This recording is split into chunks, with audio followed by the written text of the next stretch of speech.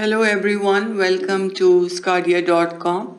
My name is Saima Mushtaq and our today's topic of ENT is the congenital lesions of larynx and the stridor.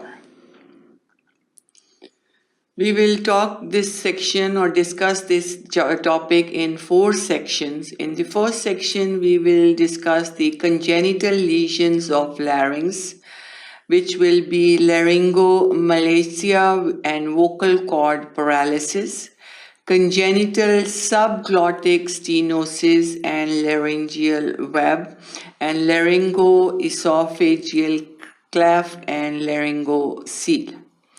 Then in the second section, we will talk about the common causes, etiology of stridor.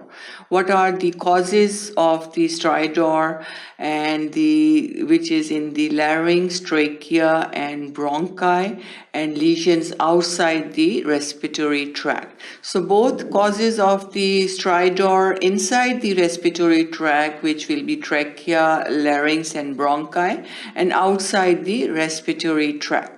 Then in the third section, we will talk about the management for the stridor, which will be the history taking.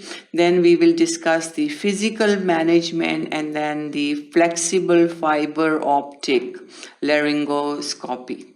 Then in the fourth section, we will talk about the investigations of the stridor, which will be history and clinical examination, direct laryngoscopy, bronchoscopy, and microlaryngoscopy. So basically, we will talk about in this topic lecture today, what are some congenital lesions of the larynx and what are the causes of the stridor. Stridor, what are the causes of stridor inside the respiratory tract, outside the respiratory tract, how we can diagnose the cause of stridor.